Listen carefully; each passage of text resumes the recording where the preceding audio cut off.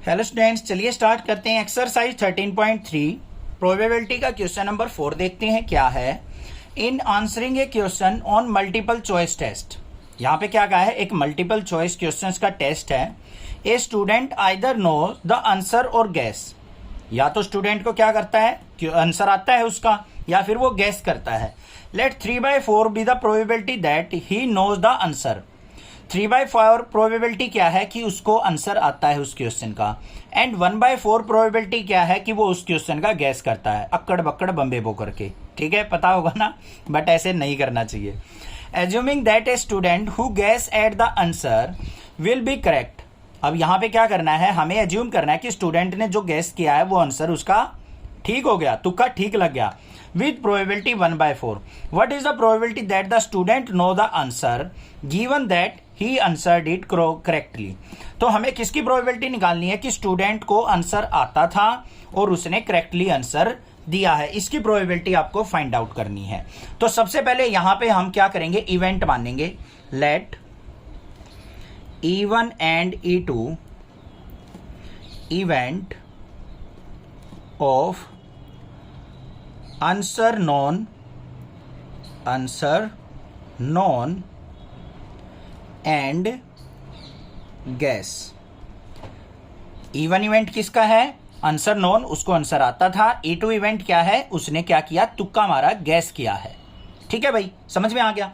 अब A event क्या है, यहां पे किसकी निकालनी है हमें प्रोबेबिलिटी, करेक्ट आंसर होना चाहिए। तो यहां पे लेट A इज इवेंट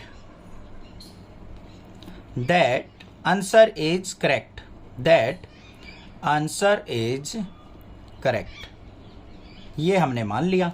अब यहां पे सबसे पहले देखो प्रोबेबिलिटी ऑफ E1, देखो बच्चों क्या दे रखी है। E1 मतलब आंसर नॉन है, उसको 3/4 प्रोबेबिलिटी दे रखी है। प्रोबेबिलिटी ऑफ E2 मतलब उसने तुक्का मारा, उसकी प्रोबेबिलिटी क्या है, 1/4 दे रखी है। अब यहां पे देखो probability of A with respect to E1 मतलब उसका आंसर ठीक है और उसको आंसर पता था। Probability of A with respect to E1 ये कितनी दे रखी है हमें, ये चीज ध्यान से देखो। इसकी प्रोबेबिलिटी क्या हो जाएगी, 1 हो जाएगी। कैसे हो जाएगी, ध्यान से देखो।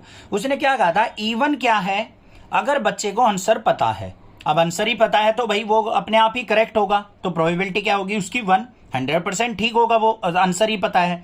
अब मान लो 4 क्वेश्चन है, उसमें मैं आपको बता दूं कि किसी क्वेश्चन का आंसर इंडिया आएगा।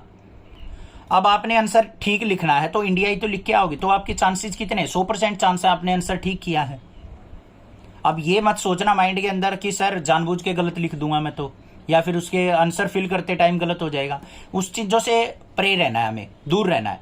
हमें बस ये सोचना है, अगर आपको किसी ने आंसर बता दिया तो आप उसको 100% करेक्ट करके आओगे, उसकी प्रोबेबिलिटी क्या हो जाएगी, 1। अब उसने क्या कहा, तुक्का मारने की प्रोबेबिलिटी क्या थी हमारी, 1/4 चांसेस है कि वो तुक्का भी मारे और उसका आंसर ठीक भी हो जाए। तो probability of correct answer with respect to event E2 ये क्या है हमारे पास, 1/4 है। हमें क्या निकालनी है, प्रोबेबिलिटी ऑफ E1 कि हमारा जो आंसर है वो पहले से ही नॉन हो और ठीक भी हो, इसकी प्रोबेबिलिटी निकालनी है। देखो what is the probability that the student knows the answer.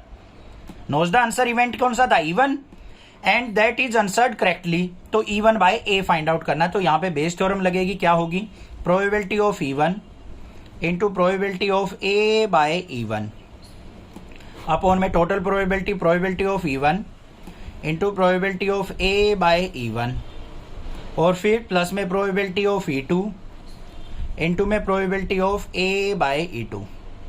ये फॉर्मूला लगेगा, देख लो भाई। E1 की प्रोबेबिलिटी क्या है, 3/4 इंटू A/E1 क्या है, 1 अपॉन में 3/4 इंटू 1 और प्लस में 1/4 इंटू 1/4। सिंप्लीफाई कर लो इसको, तो क्या आ गया, 3/4 की 1 से मल्टीप्लाई 3/4 अपॉन में यहाँ पे क्या आ जाएगा, 3/4 और प्लस में 1/4, 4 जा 16।